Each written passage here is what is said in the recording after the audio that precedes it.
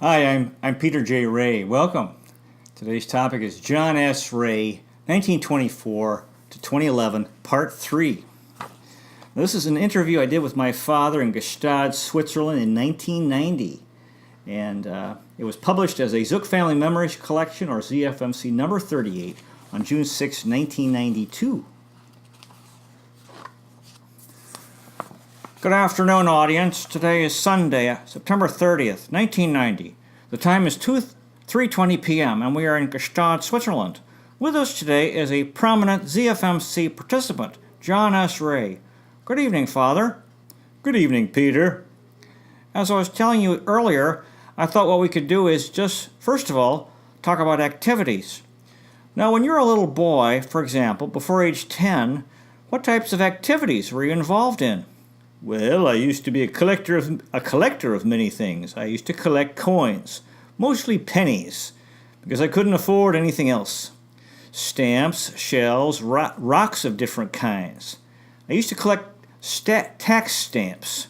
I can't remember exactly what age I was when I began collecting those, but I not only collected them, I developed a little business selling them through the mail. We used to have a hobby show, as a matter of fact, in Marion, Ohio at the YMCA. And I used to take my different collections, coins, stamps, rocks, down to the hobby show to exhibit. And I won many awards, down at that hobby show because I had so many collections and I had so much stuff in each one of these collections. I started that at a very early age. I used to collect baseball cards also. I used to be quite an avid baseball fan. Who did you support? I believe as a child in Marion, Ohio, I used to be interested in the Columbus Redbirds, who were an American Association team, and also the Cincinnati Reds and the Cleveland Indians. What about arrowheads? Oh, I used to collect arrowheads and Indian artifacts. We had an Indian mound in Marion where, supposedly, Indians were buried or spent a lot of time. There was a big opening in the ground in this mound, I remember.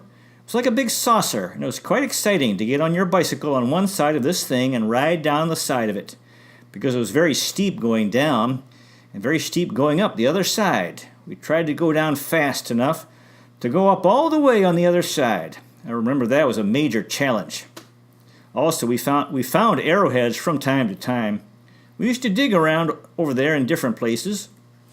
I still have some of those arrowheads that obviously had been made by the American Indians and used for hunting. So you collected a lot of things as a boy? I sure did. Do you remember why you did that? Were a lot of boys collecting things? I don't know whether this hobby show at the Y was a triggering factor in that or not. You said you used to send things in the mail and wrap them in toilet paper.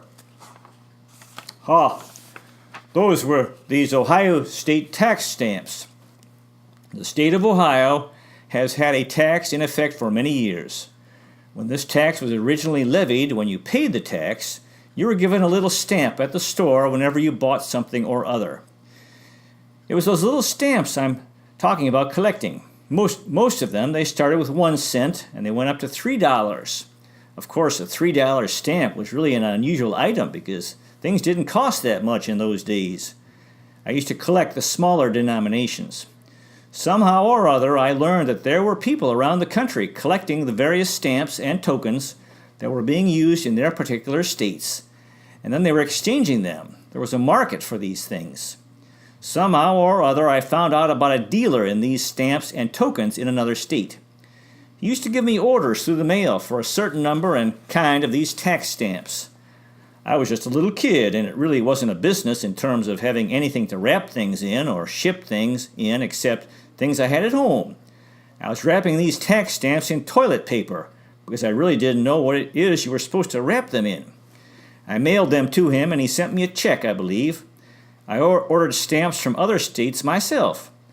I remember once hearing back in a letter from him with a rather derogatory remark with reference to the material I'd been using to wrap the stamps in. He suggested that I change the method of wrapping. What sports did you play as a boy? Well, we used to play all of the sports in the neighborhood. Touch football. We played hockey out in the street in front of our house in Marion. We had sticks and a tin can that would be the puck. we'd bang this can back and forth on the street.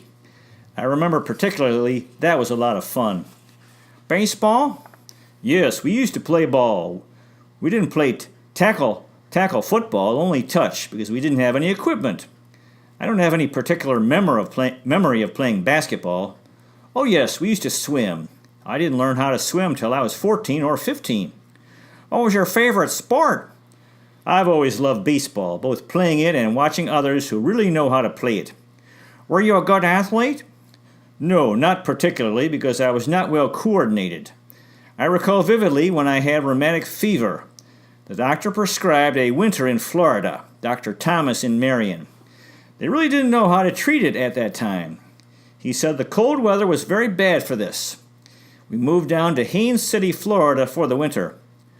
When we came back to Marion, I was either in grade 7 or 8, but I was a tall kid.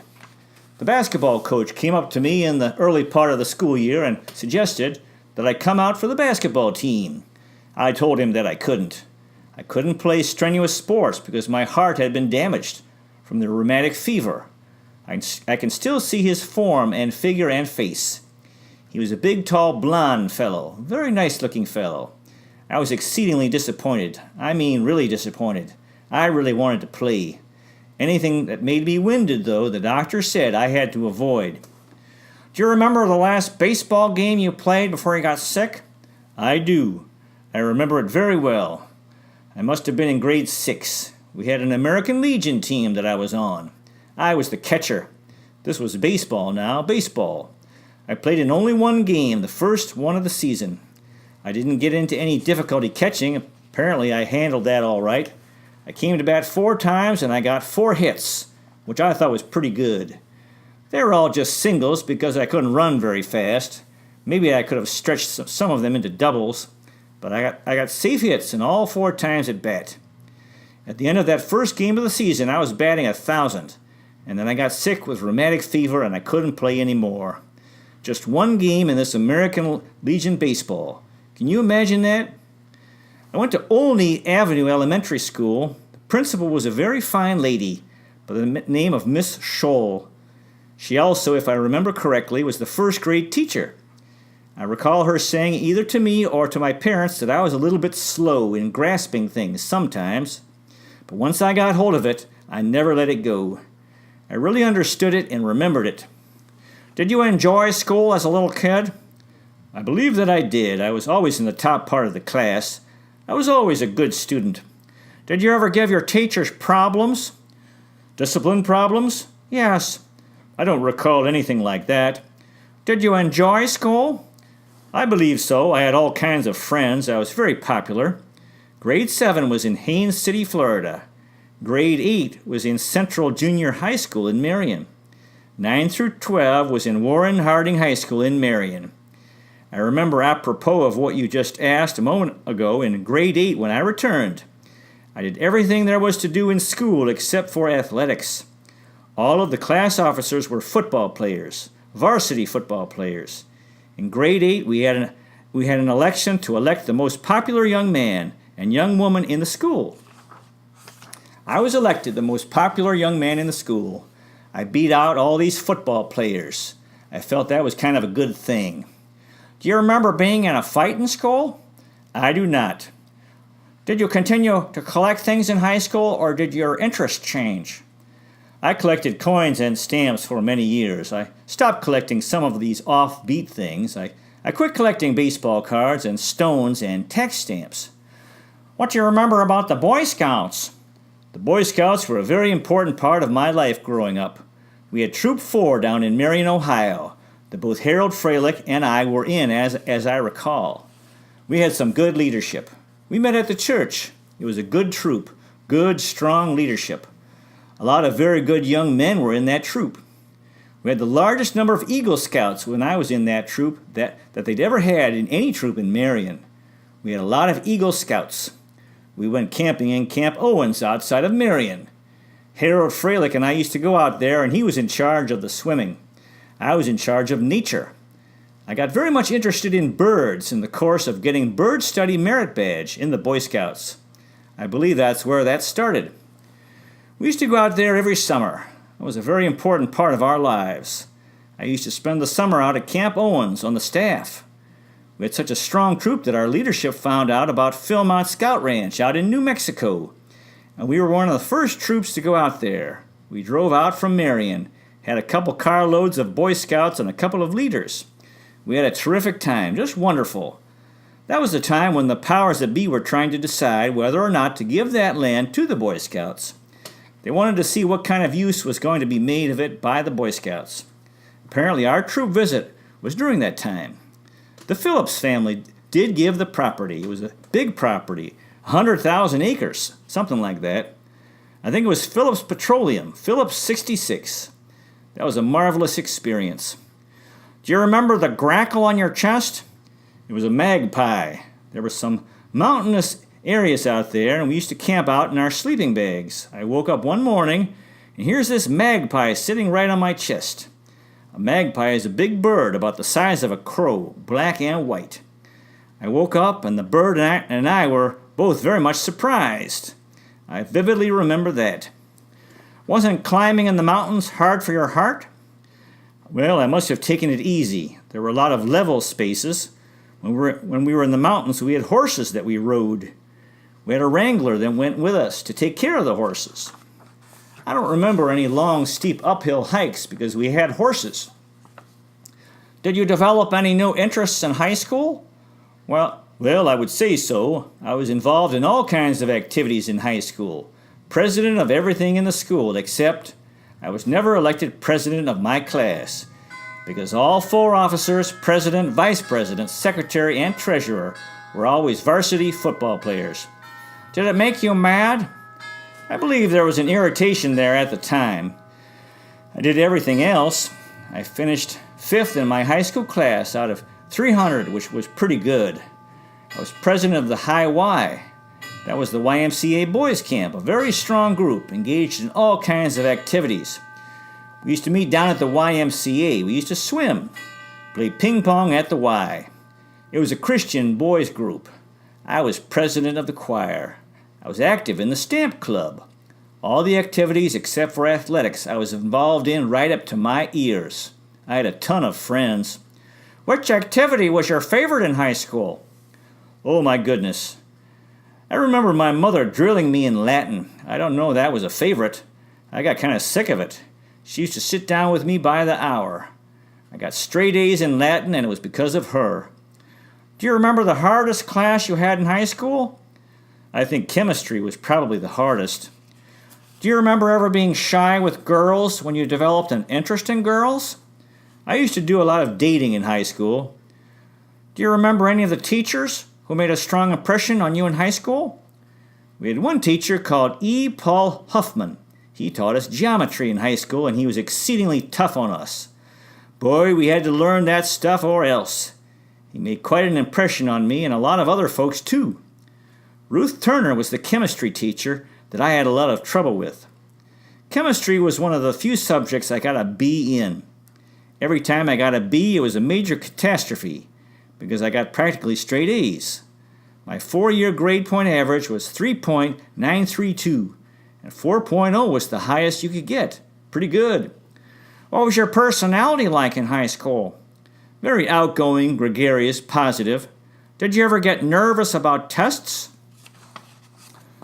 I'm sure I did. You'd be inhuman if you didn't. These grades don't just fall on you. You had to work. What were your activities in college? I was quite active in intramural athletics, believe it or not. We had some quite strong rivalries between different dormitories and different houses in basketball and football. I was active in the YMCA activities at Oberlin College. I sang in the men's glee club. I sang in the church choir. I found the academics at Oberlin College, where I went to undergraduate school, very difficult, much more so than high school.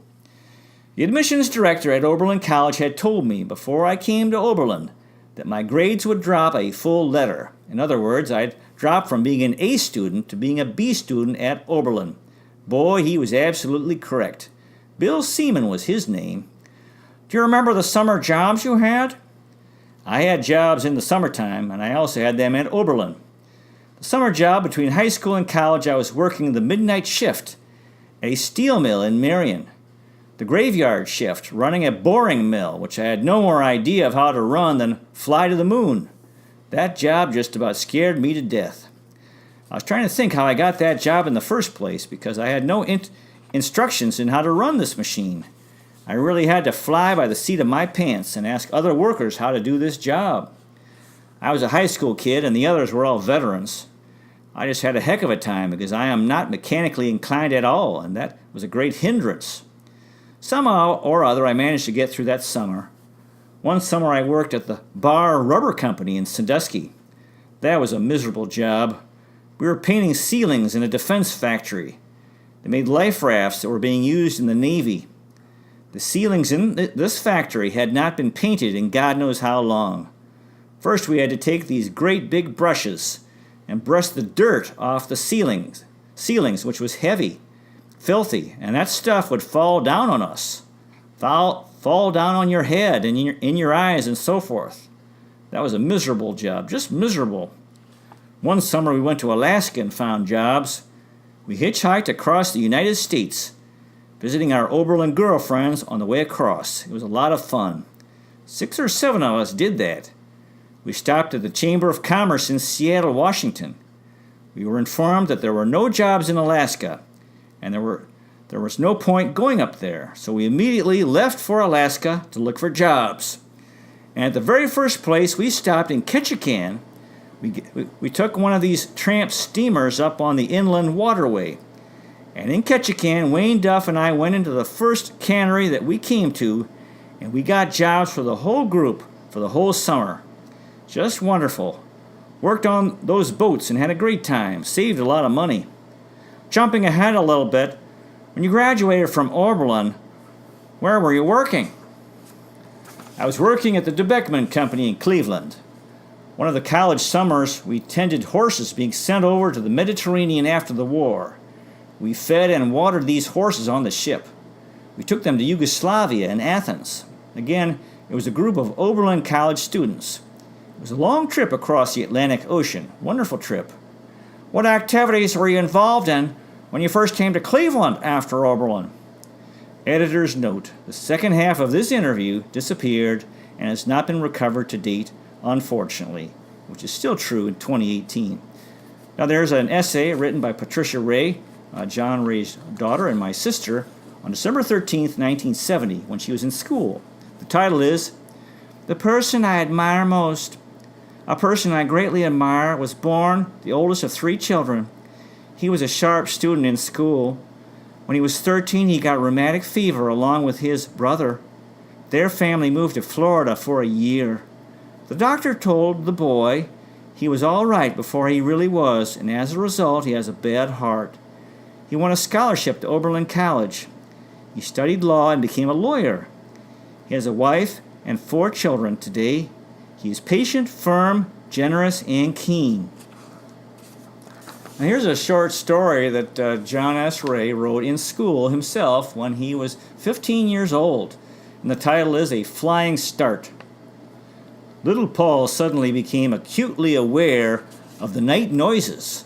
The nocturnal efforts of the whippoorwill sounded like shrill screams.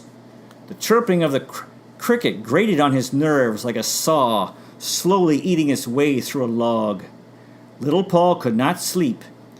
Thinking he might go to sleep on the beach, he arose and left the cave. However, finding that sleep eluded him here also, he centered his attention on the firmament. His gaze was almost immediately drawn to a large celestial body. Suddenly, a fantastic question presented itself. Would it be possible for me to go to the moon? Right then and there, he decided to attempt the perilous venture. Although little Paul was a powerful figure, nevertheless he decided to put himself through a very strenuous training schedule. Little Paul wished to be in the best possible condition for the journey. Every morning before breakfast, little Paul ran around the earth. Every afternoon, little Paul's feet pounded rhythmically on the sandy beach. This was to harden the soles of his pedal extremities.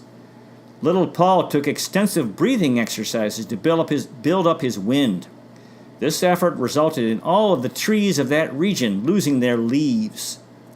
In his spare time, Little Paul cleared off a runway for his trip.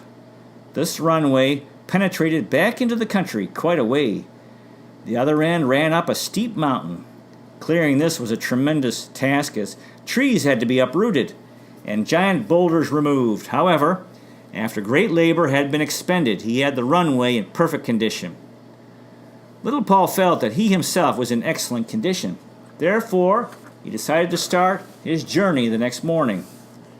Having slept well, Little Paul awoke to find the morning bright and clear. Having eaten a light breakfast, Little Paul slowly made his way back into the country to the start of the runway. Standing at the beginning of the runway, Little Paul tensed his mighty muscles. Then he began to run. The trees were bending in his wake. His feet were throwing up minute dust storms. Little Paul was gaining speed and momentum. As he approached the base of the mountain, he burst forth with renewed speed, feet pounding furiously, chest heaving convulsively, hair madly disheveled, veins in his forehead standing out like cords. Little Paul made his way up the mountain. Having reached the summit, he hurtled himself into space with a Herculean effort, wondering what mysterious adventures awaited him on the moon. From Earth to Moon, the sequel to A Flying Start.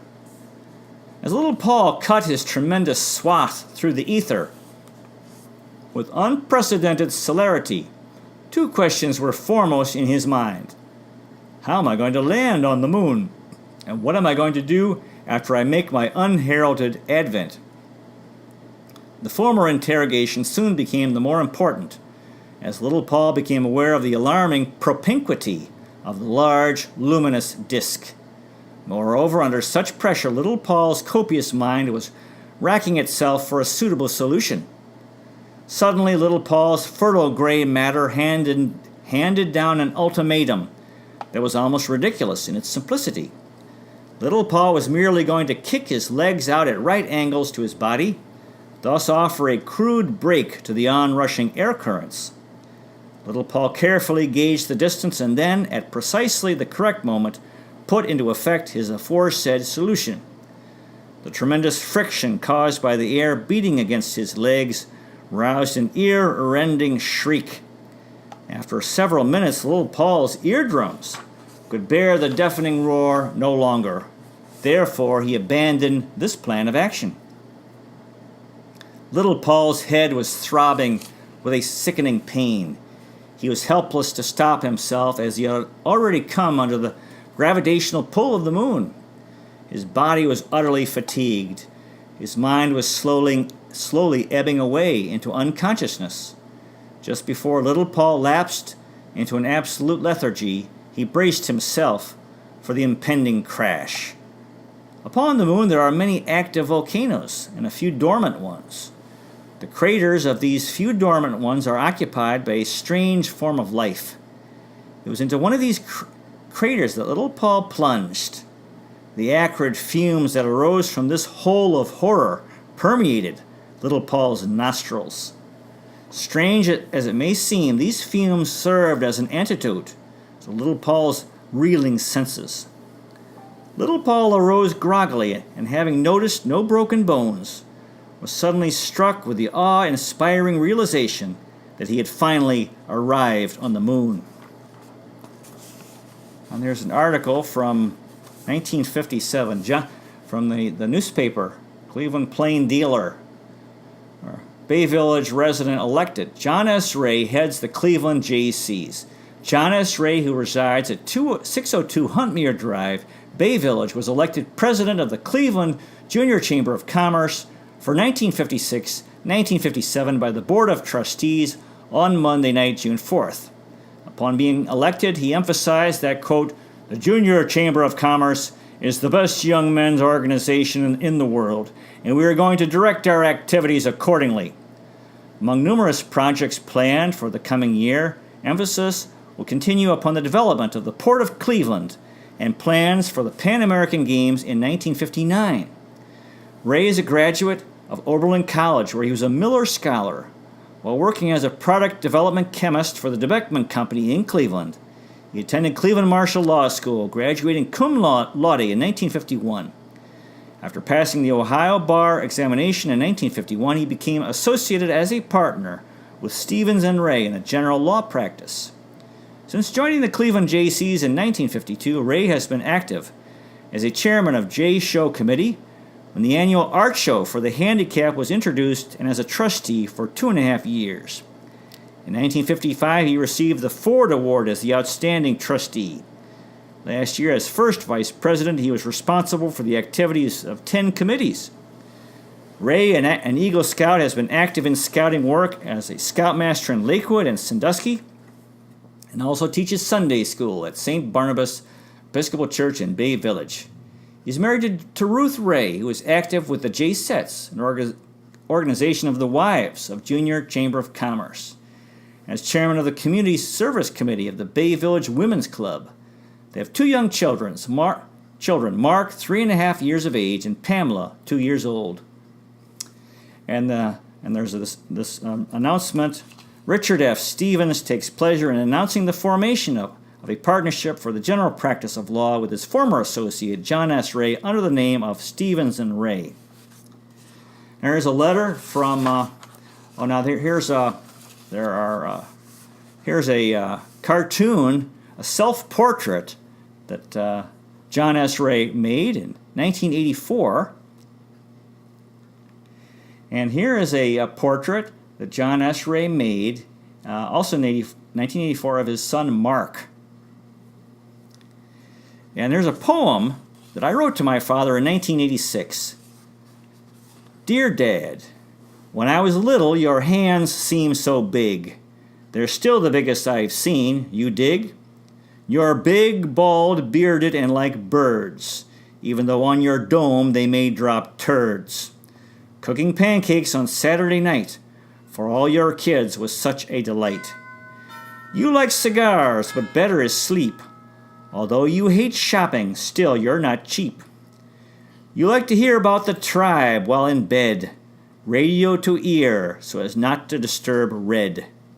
Weekly we drive to Cleveland Heights. With Patty's gift, we'll be flying kites.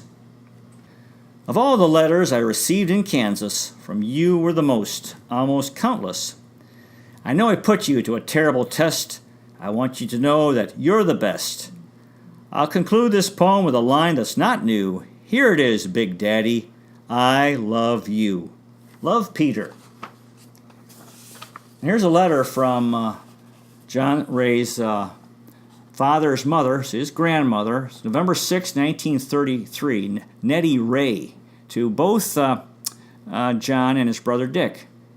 My dear, dear grandsons, this letter may be a long time in reaching you, for I am sending it to the world's southernmost settlement, Little America, Antarctica, where the first bird expedition lived for 2 years. The Little America postmaster will be Dr. John Oliver LaForce of Washington, D.C., Vice President of the National Geographic Society. His assistant is Leroy Clark, a staff member of Bird's second Antarctic expedition.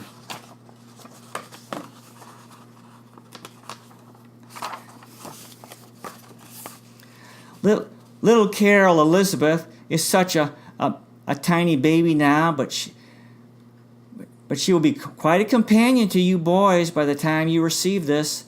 I know you will appreciate the joy of having a sister, and I trust you will weave love and respect for all sisters because of her devotion to her big brothers.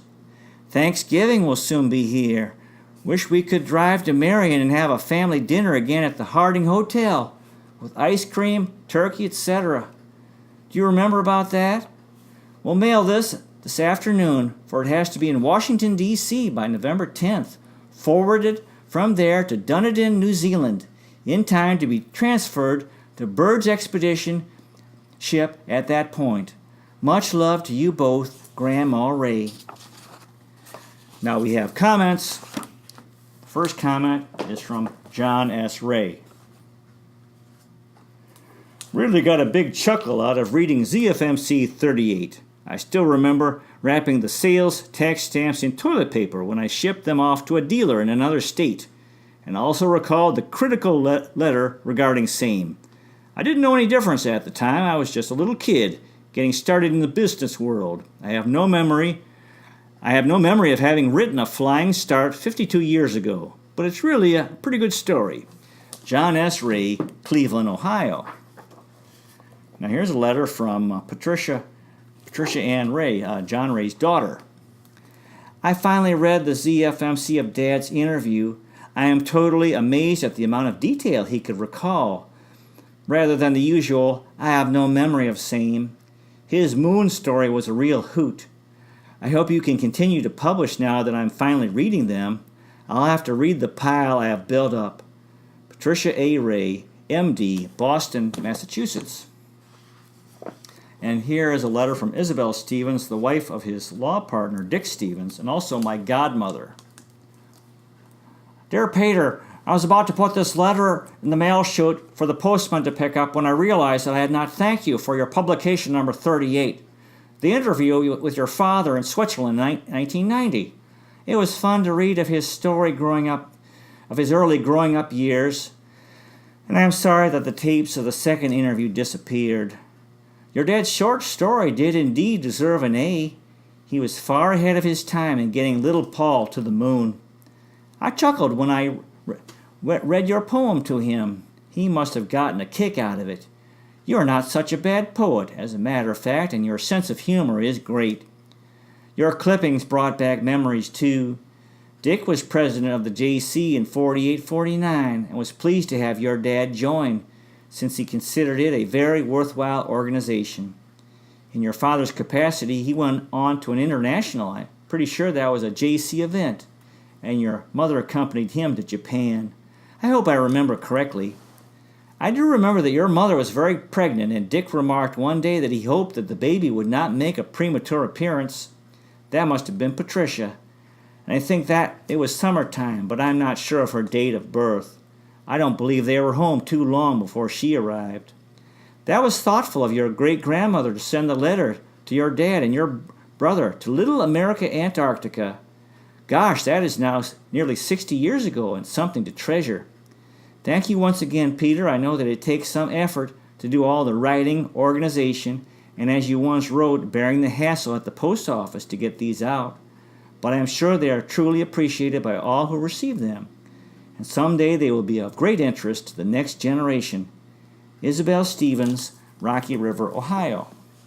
Well, that concludes our John S. Rea Part 3. Thank you so much for watching. I really appreciate it. God bless you. Take care, and I'll see you next time.